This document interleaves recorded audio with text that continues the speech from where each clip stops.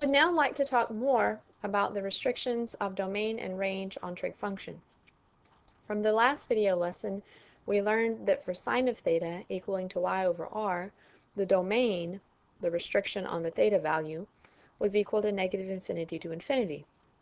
You can plug in any angle measure into the sine function and have a perfectly fine value out for that function. We learned that the range, in other words, the restriction on the value of y over r, was restricted to -1 to +1, including both -1 and +1. You can make a similar argument for cosine. Cosine is defined as x over r. You can plug in any value for theta and have a perfectly fine value out as far as the x over r value. So the values you can plug in for theta, once again, anything from negative infinity to positive infinity. The range, the actual value you can get out, the x over r value, because r is always greater than or equal to x, then the range would be restricted from -1 to +1. So if you know the restrictions for sine of theta, the restrictions for cosine of theta are exactly the same. Let's think about for a moment tangent of theta. Tangent of theta is y over x. Notice that we don't have an r value in this particular function. X and y can be any values that we'd want them to be. In other words, Pythagorean theorem doesn't say anything about the relationship of x and y. Okay, y could be bigger than x could be bigger than y. So the values that we are getting out for the y and the x could be anything. And so in this case, the range of this function is anything from negative infinity to positive infinity. Okay, on the domain, thinking about the possible angles that we could plug in to this function and have an okay value out as far as the y over x, let me draw xy axis for a second. The only thing that we could not do is we could not plug a theta value in that would give us x being 0. In other words, x is 0 either on the positive y-axis or the negative y-axis, or any rotation thereof. We know that the angle value there would be pi over 2. The angle value down here would be 3 pi over 2. Any rotation of those wouldn't work as far as a value of theta that we could plug into tangent. Here, what we do is we restrict the domain to a particular theta values that are not equal to odd measures of pi over 2. And here's the way that we would write that. We would say basically that theta cannot equal an odd multiple. Another way to say odd is to say 2n would be an even number. If we add one more to that, that would be an odd number. And we don't want odd multiples of pi over 2. So with us saying that theta cannot equal to an odd multiple of pi over 2, it's understood also that as long as it's not an odd multiple of pi over 2, then that particular value would be okay to plug into our function. For cotangent, we have a similar argument as far as what the actual value of cotangent could be. The value is x over y. X and y could be any number, so the range for this function is negative infinity to positive infinity. Okay.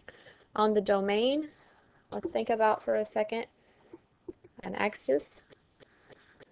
Restrictions on theta for cotangent are going to be the angles for which we get a 0 for our y value. We can't have 0 in the denominator, so we can't have 0 for y.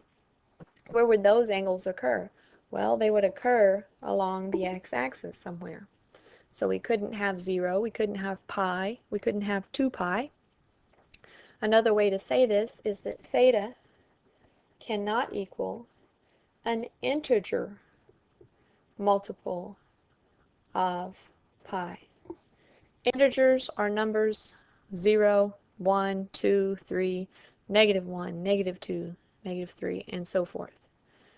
So for cotangent, we can have any value except a integer multiple of pi. For secant,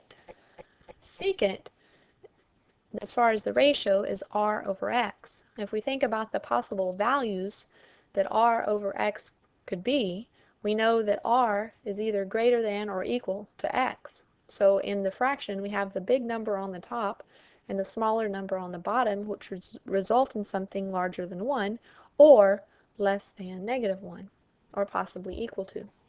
And so the range of this particular function would look like this.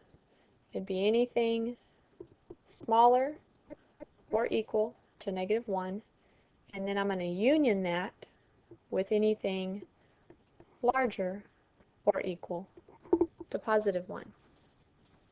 Think about the secant as being the reciprocal of cosine. The range of cosine is in between -1 and +1. The range for secant is just the opposite, anything outside of -1 and +1. The domain for secant, the only restriction that we have on the domain is we can't be given an angle measure that would make x 0. You'd have r over 0 being undefined. Okay, we've already discovered that the angle measures that would make x equal 0 are odd multiples of pi over 2. So the domain is any theta value except an odd multiple of pi over 2. And then for cosecant, we can make a similar argument as far as the range of this particular function.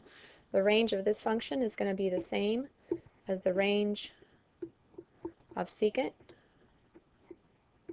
Anything less than or equal to -1, and then union with anything greater than or equal to 1. And then the domain, the only value that we can't plug in, or the only values that we can't plug in for theta, would be values that would make y equal to 0. We found out earlier that the values that would make y equal to 0 would be any integer multiple of pi. So theta can be anything except for an integer multiple of pi. Now, why have we talked about these restrictions on the domain and the range for the trig functions? The reason that we need to know these restrictions is because here in a little bit when we start to graph, then those restrictions are going to be reflected within our graphs. This concludes the lesson on restrictions on domain and range of trig functions.